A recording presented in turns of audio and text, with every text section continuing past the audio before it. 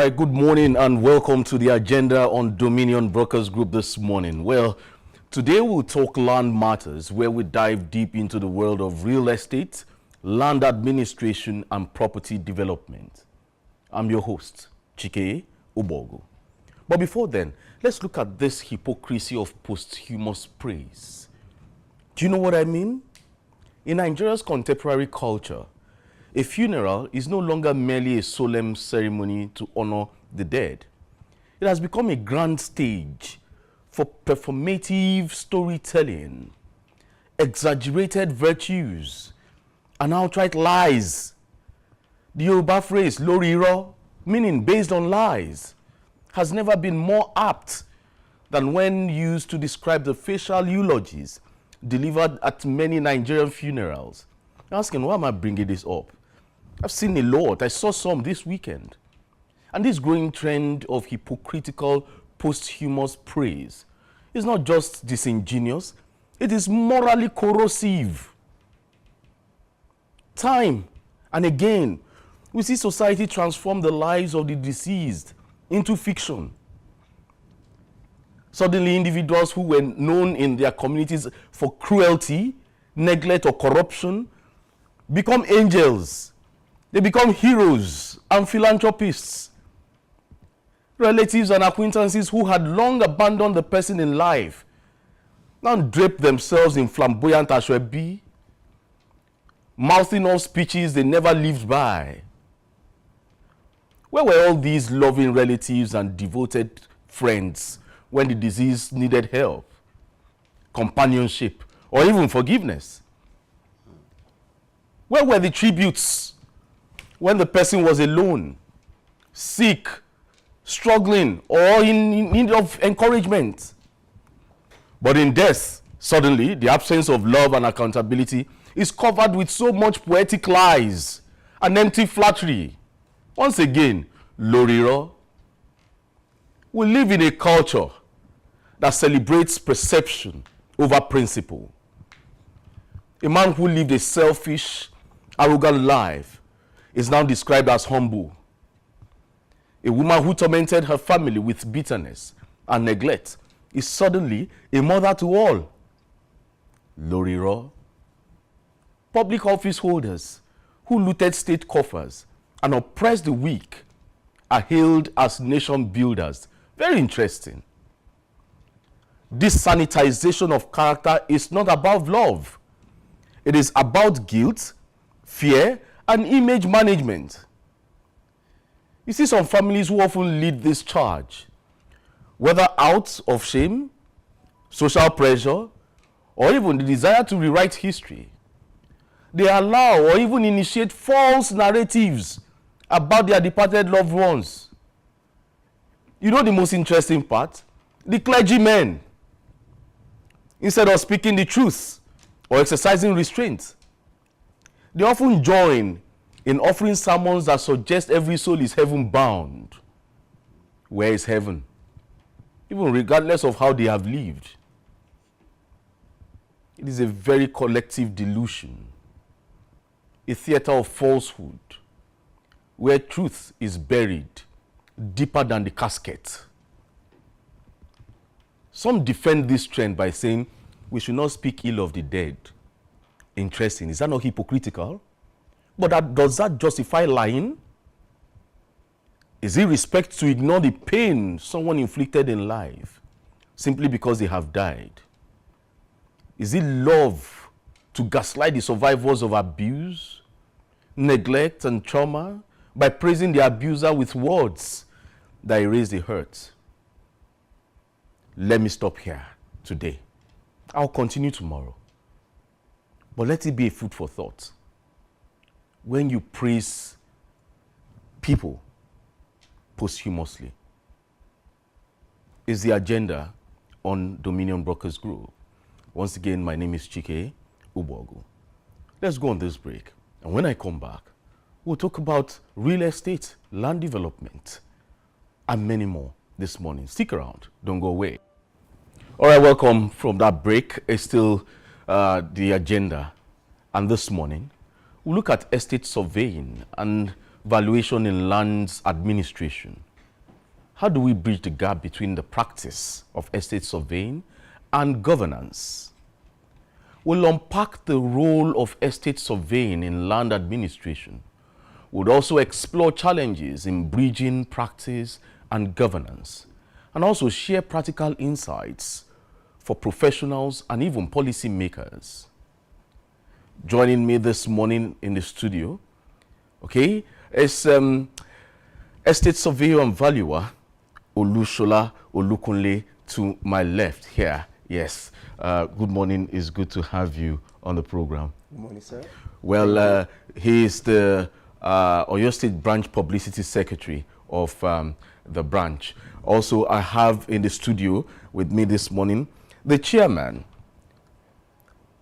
of the Nigerian Institution of Estate Surveyors and Valuers, Oyo State Chapter, Estate Surveyor and Valuer Ogumbi. It's good to have you in the studio this morning. Thank you, Mr. Presenter.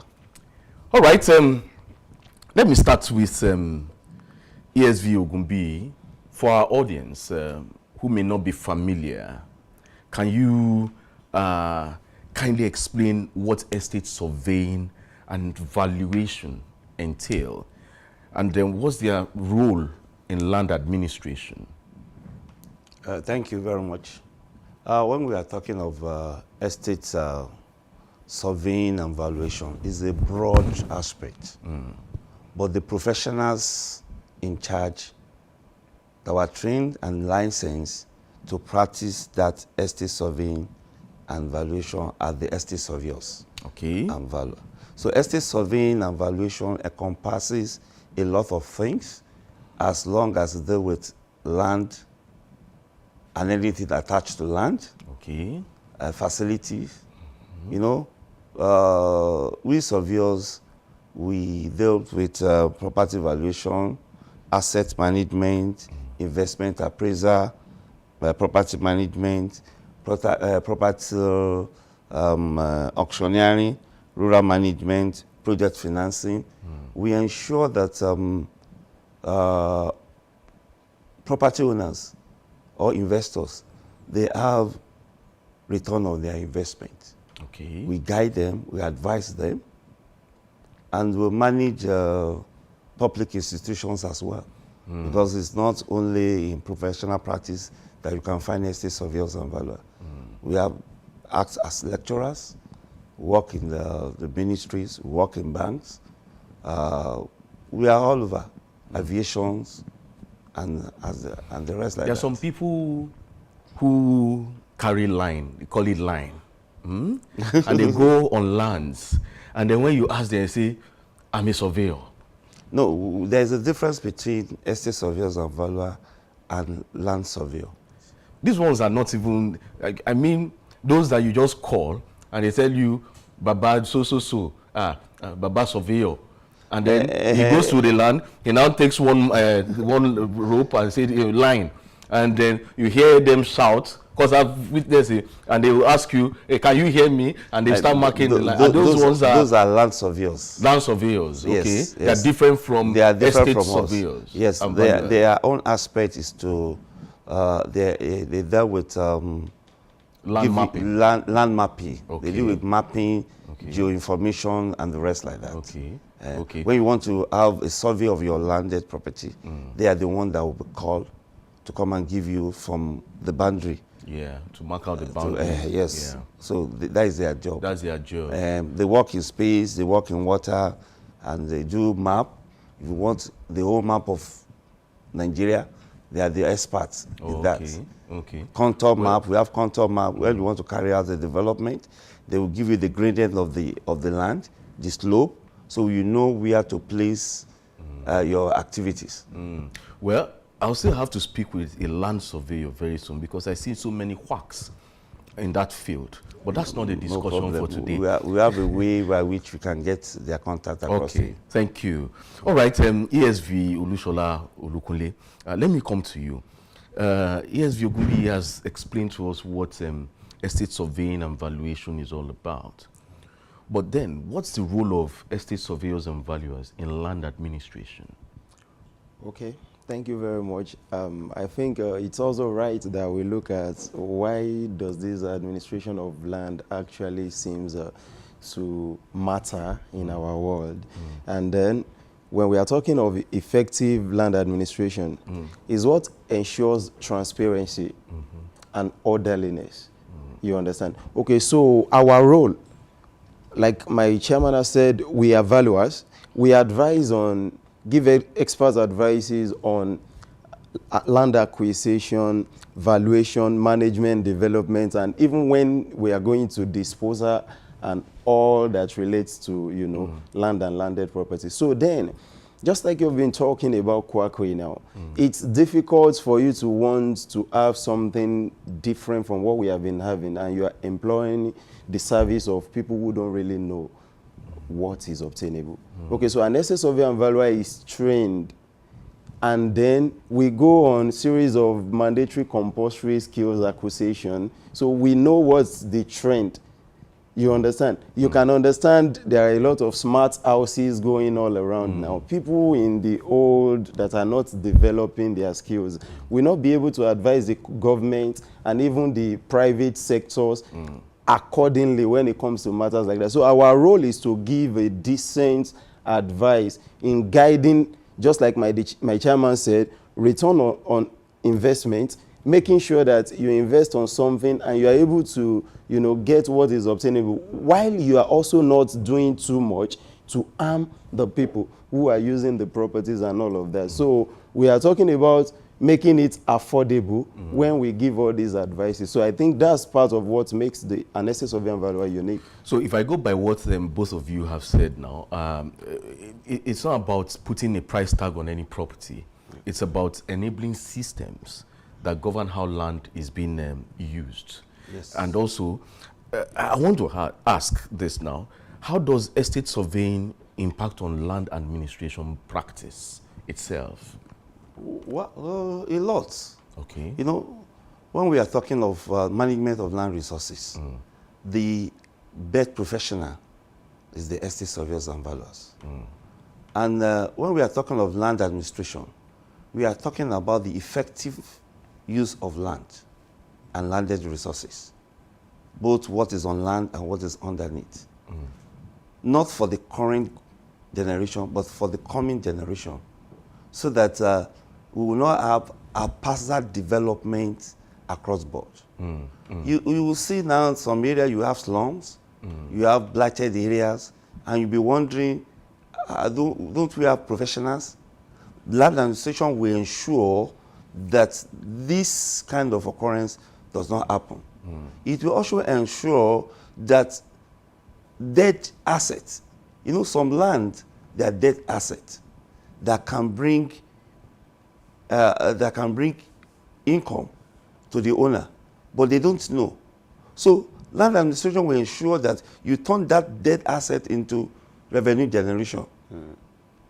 We have some land that are not titled, and they want to borrow money, and they will be looking for collateral. So land administration will ensure that, okay, when you titled your land, you can use same as a collateral to obtain loan from the bank. And when you want to dispose it, it will be different from somebody that does not have a title on his land. Definitely their price will be different. And what they will command at the market will account. It enhances you having value for what you have, this gift of nature that God has bestowed on us. So estate surveyor and valuer, they are like semi-God to manage the resources that God has bestowed on us. Well, dear audience, do you know why we are delving into this topic this morning? Let me give you a little peek into this. It's been rampant now. In fact, almost everywhere in the country, where you see people wake up in the morning, they call themselves agents. And then they start managing properties for people. The people who are supposed to know, who are supposed to be informed on the right steps to take in property management. And that's why we're bringing this, for you to understand the basics. It is not when you give somebody your apartment and then the person maybe you give your apartment out at 10 naira and the person is going to give it out at 15 naira, making 50% of your own actual value. I'll still give you an example in the course of the program. So, ESV Olukunle, it sounds like surveyors are the backbone of orderly land systems, like ESV Ogunbi has said. So let's look at this exploration on how it connects to governance at this time. Now, we know that it's an institution, not an institute. Yeah. Now, today's topic emphasizes basically on bridging the gap between estate surveyors and governance itself. So what is this gap? What is that gap we're looking at? And why does this gap exist? Thank you very much, presenter. I appreciate this question. Like, we need to understand that there are many policies that governments at some point might have taken without consulting professionals. Okay, so these are part of the policies that have taken us to where we currently are. Like when my chairman was talking, and you also kind of agreed to it, there was a time along that High Court Road, that place was a dumping site. But today, I don't want to market, a particular mall that is there. Yes. Okay, so that's what the work of professionals are. When the government contacts professionals, when they want to make policies, we give them, okay, this is what's obtainable. These are things we need to put into consideration, because the role of an estate surveyor and valuer is not to be lopsided. You are supposed to, as you're doing well with the government, do well with the general populace. Okay, just like you're talking about a landlord and a tenant.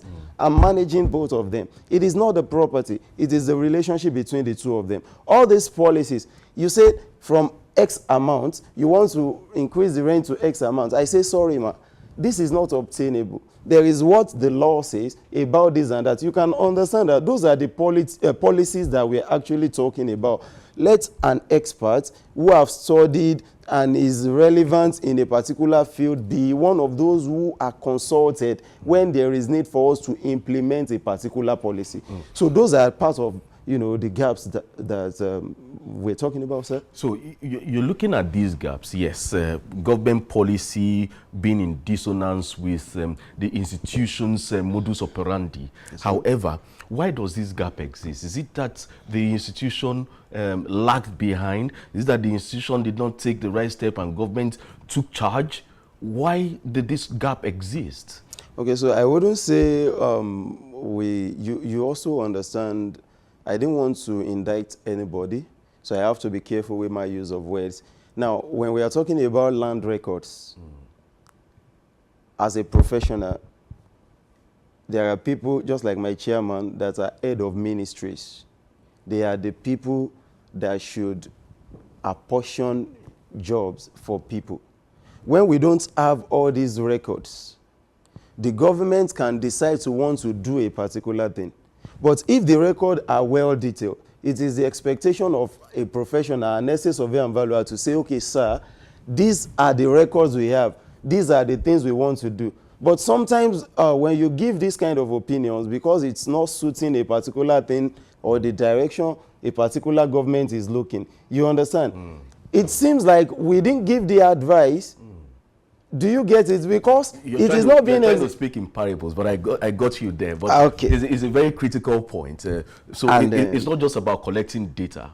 It's about ensuring it is actionable. Thank you so much. Okay, yeah. So if we know it is actionable, ESV Ogumbi, then what are some of those specific challenges that causes this gap that we're talking about? You see, we need to first because you are more in the system. We need to get something first. Okay. That when we are talking about policies. Yeah. Policies, they are the guiding rules.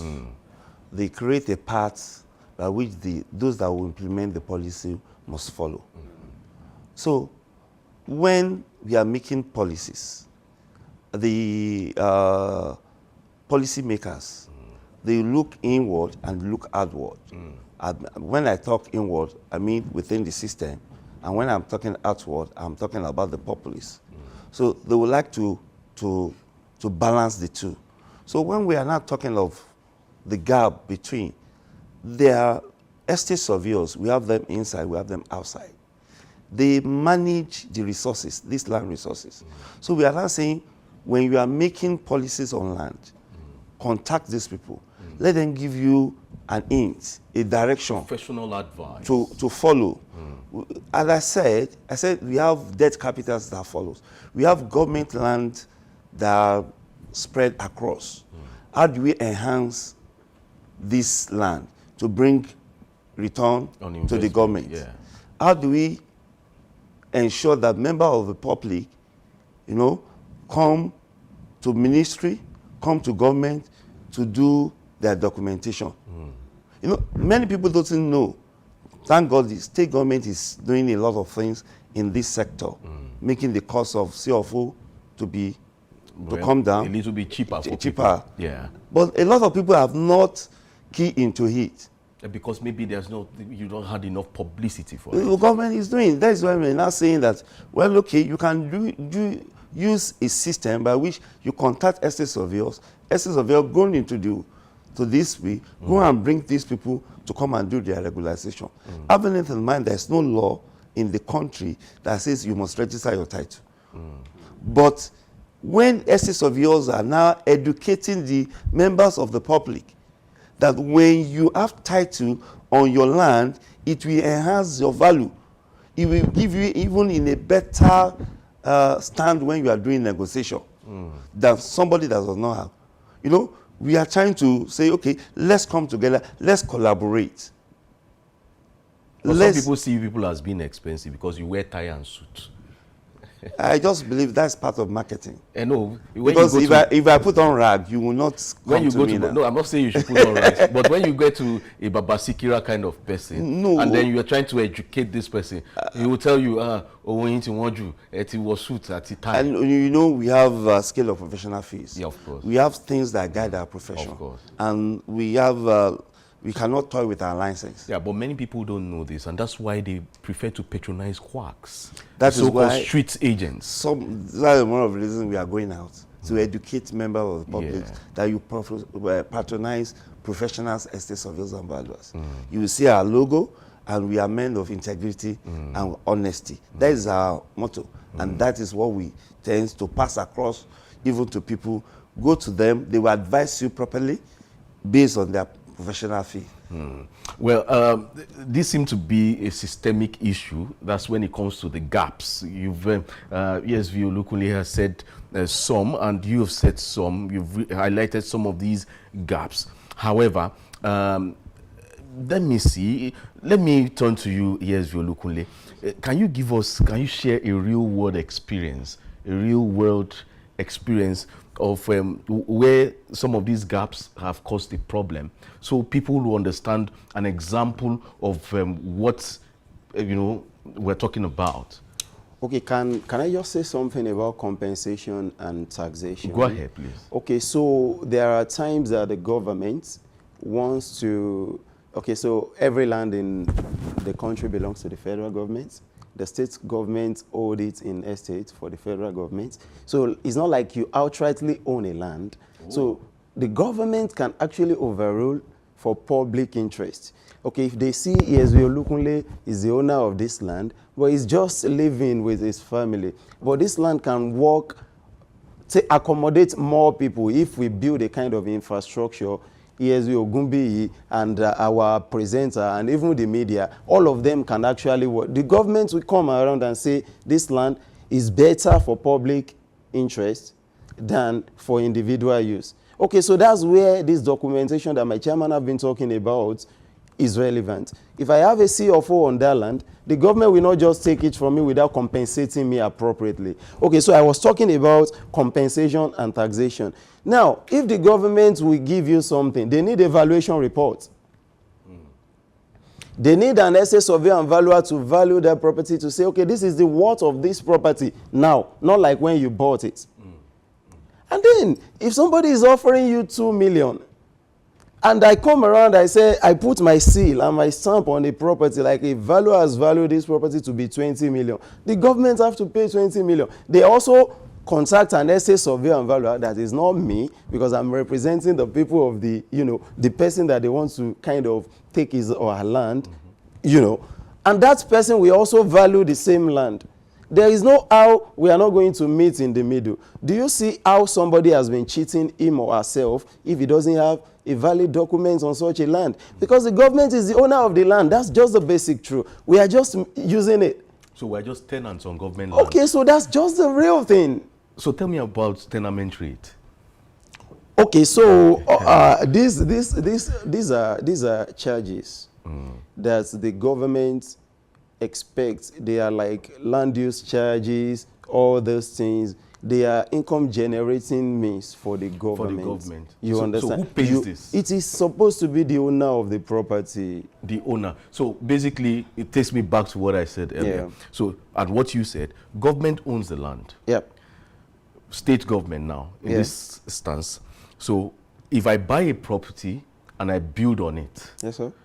I'll still pay government my tenement rate because I'm still a tenant on that land, despite the fact that I paid for it. Is that what it means? That's it. But then when you look at the rates, it is not like it's something that is very big. I remember some years back, I was paying 2,000 naira On a year on just a plot of land. No, just a plot where? Let me Somewhere. So you understand let me try. Somewhere here in Ibadan. Yes, Okay, please. sir. Let me try to come in here. Yes. When we are talking about tenement rates, Yes. government provides infrastructure.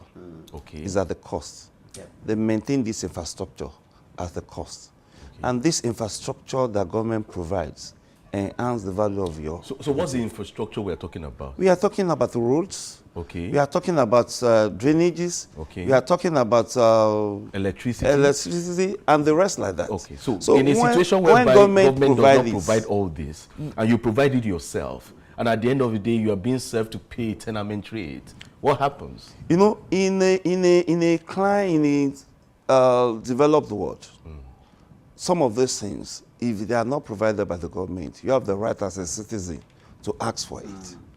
In an In a ideal cli- society. yes, we are going there now, gradually in this. We are going there? Yes, Okay. in this part of the country. I hope we get there soon. Very soon. Okay. We are going there Maybe now. the car is slow. In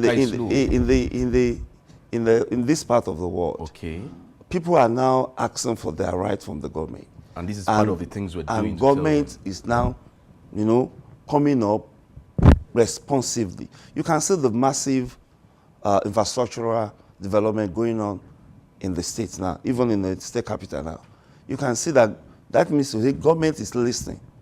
But they can do more when we collaborate with professionals. You have some, I said earlier on, government want to take development decision. They want to create a GRA. They want to create a monumental something. Essence of yours will advise, why can't we use this area for this? Why can't we use this area for it? We have this circular road going on now. Estates of yours and valuers will now tell you that, okay, along this corridor, we can have a resource center. We can have international conference center. We can have a golf club.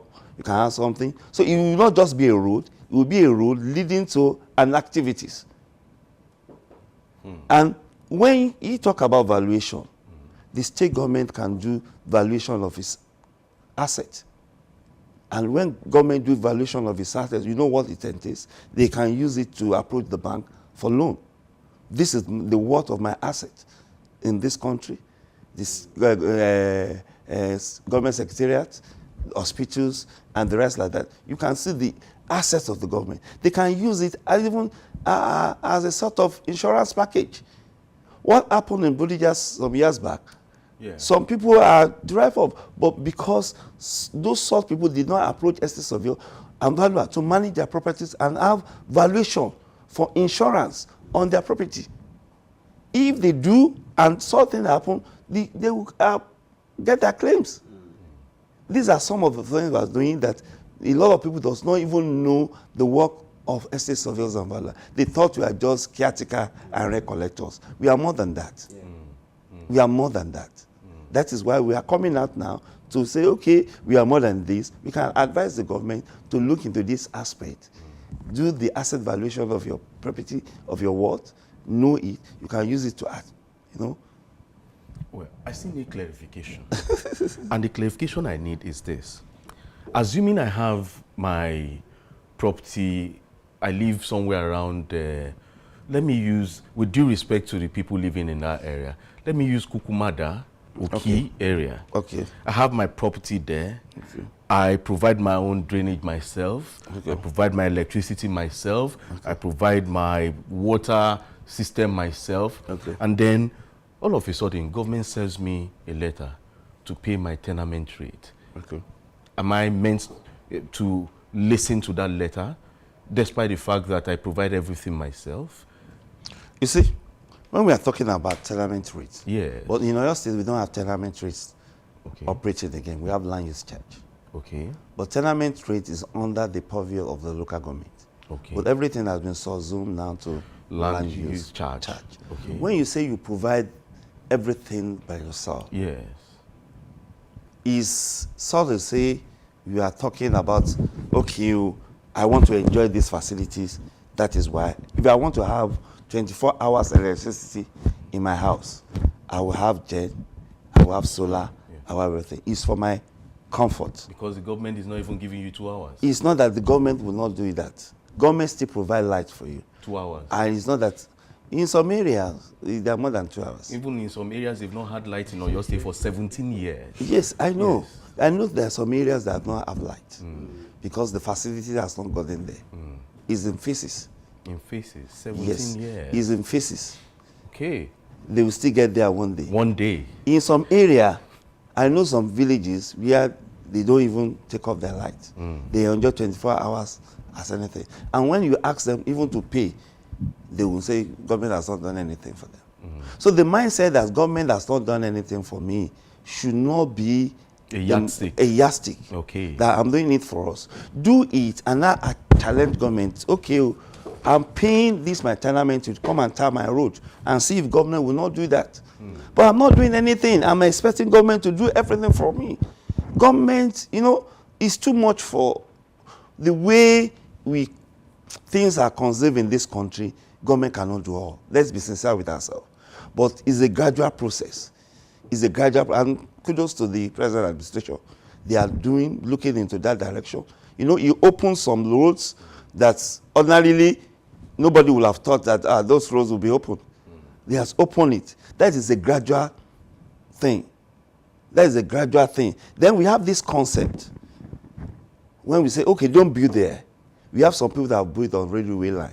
Even by water costs. Build on other costs. And when you said, okay, don't build that, they will tell you, government will not do anything for now.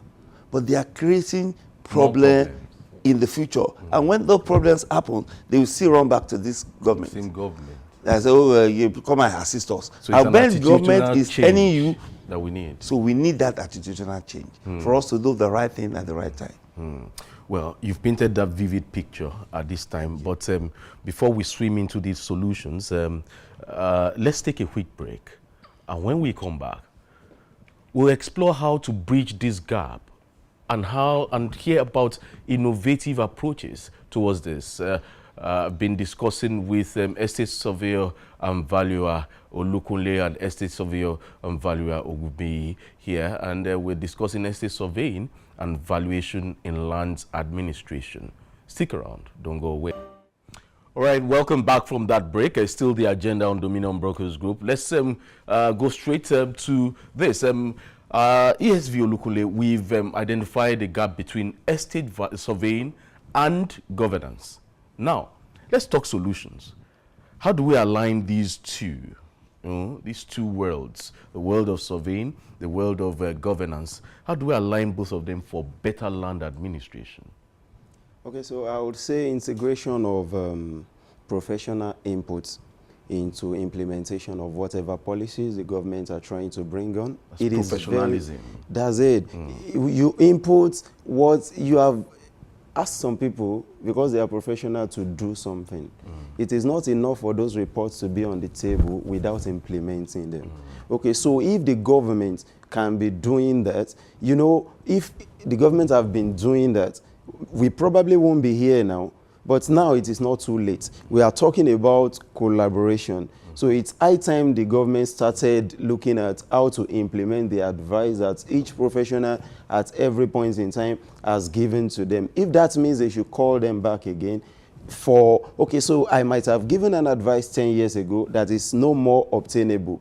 Maybe you need a kind of modification. So it's not like it's a big deal. And then it is the work of an estate surveyor and valuer to promote responsible land use.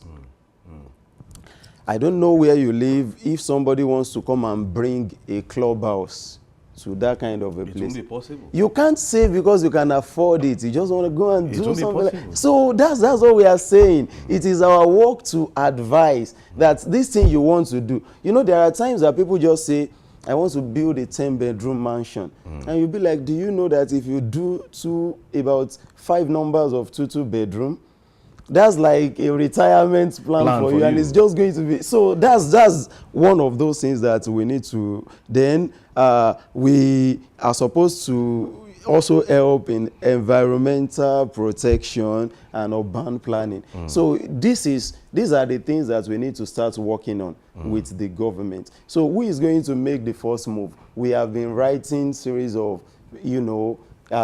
letters for the government to actually call the important professionals around to come and discuss this and that, and we can move forward from there. I think that's one of those things, sir. All right, ESV, you have more insights to how we can bridge the gap between surveying and governance. Yes, part of it is he has explained some, and in addition, when you are making policies, even when you are drafting it, have professional input. There are some areas that the policy maker may not look at, and the professionals will look at it. And we have a lot of laws, edits, and the rest like that. There are some areas that they will not look at it, and it's okay, why can't you look at it from this angle? I say, okay. Then when you are after drafting, and you want to go to implementation, as a researcher, you still call them. How do we implement this? And they will give you a direction towards where you can part. And at the end of the day, it will be something that will benefit the government and the populace. At times you may want to create, when you want to create a GRA, or you want to do a kind of development, you call for feasibility and viability study. And estate surveyor and valuers will provide it.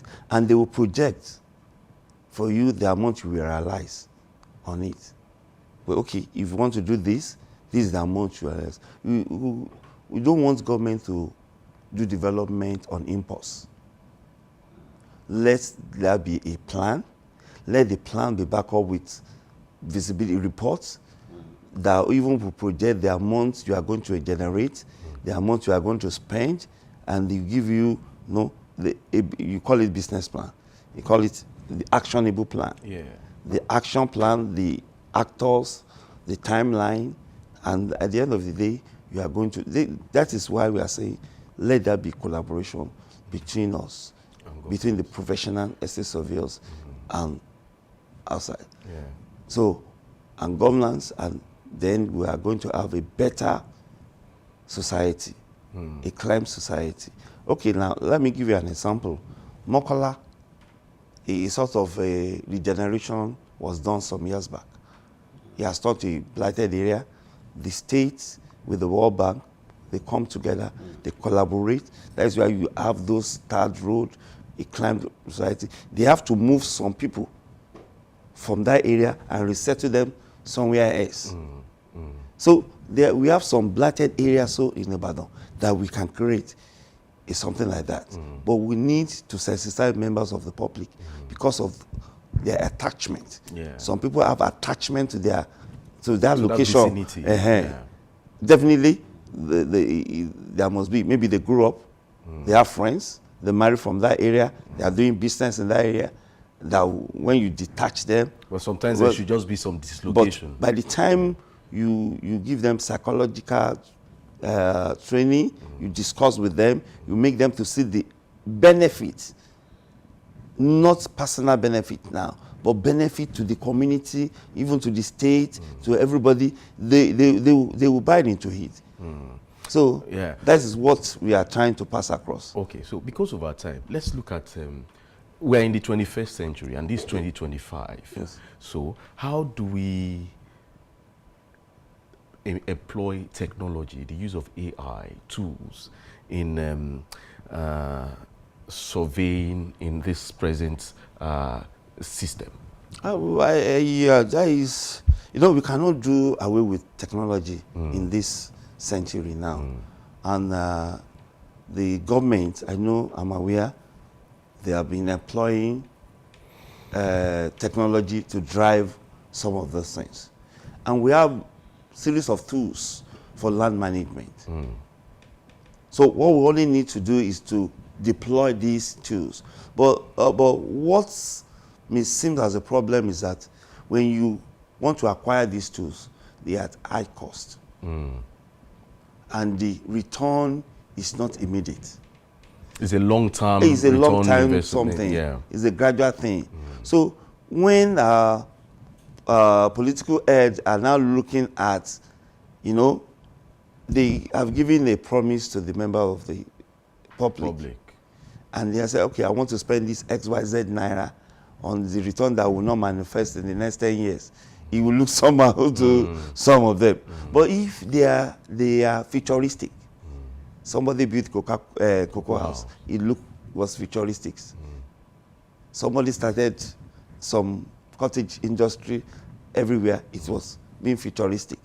So if you look at the future, okay, that when we deploy this, the benefits may not be now, but in the next 20 years, we are talking about land surveyors the other time. Yeah. Then the land surveyors, they have cost stations all about that can be a reference when you want to do your survey. We have map that is layout map, base map that you reference. At the lot of your plotting, you can do your search. Yeah. But to acquire these things is a cost. The state government, they have started. Okay. And I pray it continue. Well, Because you can do your search. You can do your search online now. Okay. Okay. You can do your search online. That's a good one. That's a good one. It's a good news to the present administration. You can do your search online. But you can do more. Okay. That by the time you want to do your CFO, if all the land has been your reference. But our member of the public, they also have a sort of, so to say, misgiving that, okay, if I want to place my land on the intelligences of the government will want to acquire my land. That is the reason why they want to do it. Okay, because of time, let's go. There are 2-3 questions before we leave. Today, how can government balance modern land policies and customary land rights? Okay, I want to get your question. I don't want to miss. Presently, we have these modern day land policies by government. Oh, yeah. And then we have customary land rights. He's mentioned, yes, Vyokumbi has mentioned a bit of it, where some people have sentimental attachment to areas. Now, how do we balance it so you don't create a chaos in the society?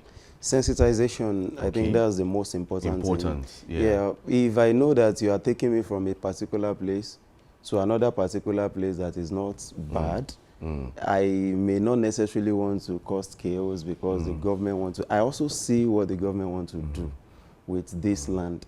So basically sensitization. You sensitize the people. Let's make them understand the importance of what you are. And then the reason why most people don't trust government is at the end of the whole thing, we have sensitized them, we have taken the land, then this thing did not come. People will not believe them. That's part of. So what's your biggest challenge as an estate surveyor in Nigeria? Okay, so people calling me an agent.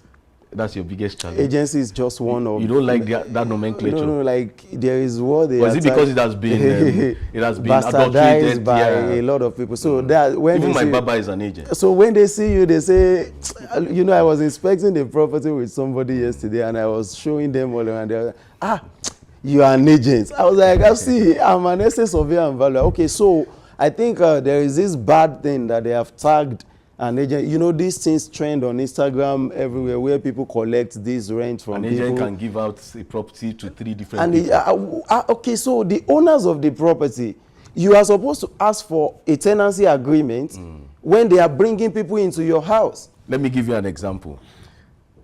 Yesterday, a room self-contained at the back of Olympus, Sakinyemi, with modern facilities. Rent, 400,000. Agreement, 50,000. Caution fee, 50,000. Agency, 100,000. The total package, 600,000. So the rent is only 400,000.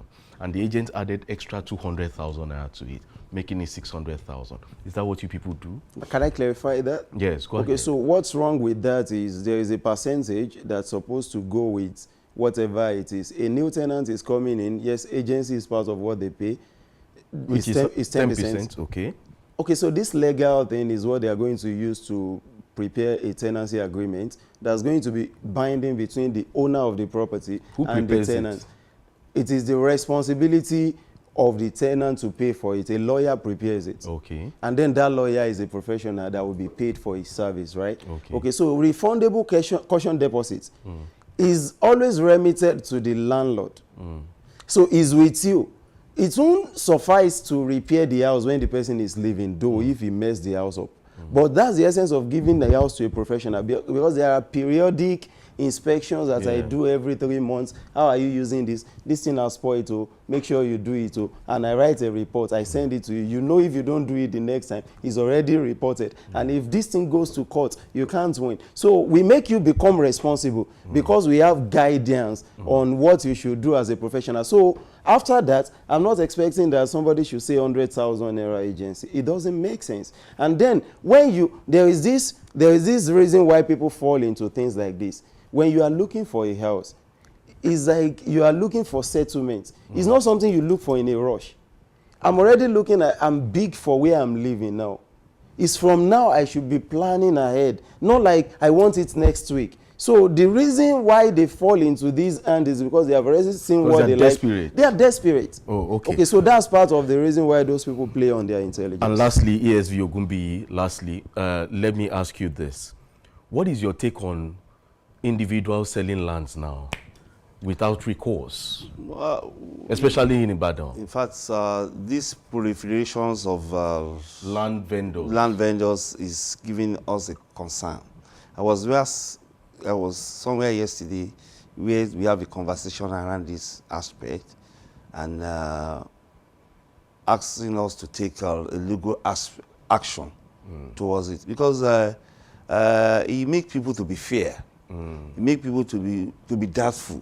You see, everywhere we have broadcasters, we have everybody is just selling land now.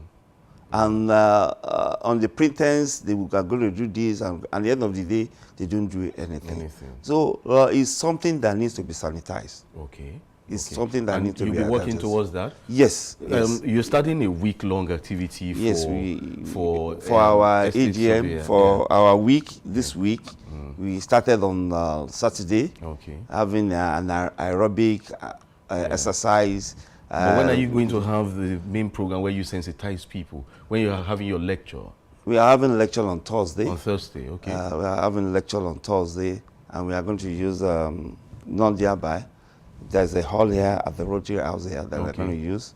So that we are going to deal with this topic, and we are asking members of the public to come. Thursday, right? We are inviting you as well. Oh, just tell me the time, because I might just be on air, but I just want to be part of that lecture. I want to learn more. We want to start by 10. 10, okay. Yes, I should join you. 10 a.m. on Thursday. Yes. Okay, I will be there. Thank you very much. So I want to learn more. Thank you very much. All right. Well, thank you, ESV Olukunle, for featuring on the agenda. Thank you, sir. And thank you, ESV Ogunbiyi, for featuring on the agenda this morning. Well, ESV Olukunle is the Oyo State Branch Publicity Secretary of the Nigerian Institution of Estate Surveyors, while ESV Ogunbiyi is the Oyo State Chairman of the Nigerian Institution of Estate Surveyors. Thank you all for sharing your expertise on the agenda this morning. Thank you for having us there. All right, let's keep this conversation going. Do follow us on all our social media platforms on YouTube, Instagram, Facebook, and TikTok. It is at Dominion Broadcast. On the app X is at Dominion Cast. Visit our website at www.dominion.org.ng. My name is Chike Ubogu. Good morning.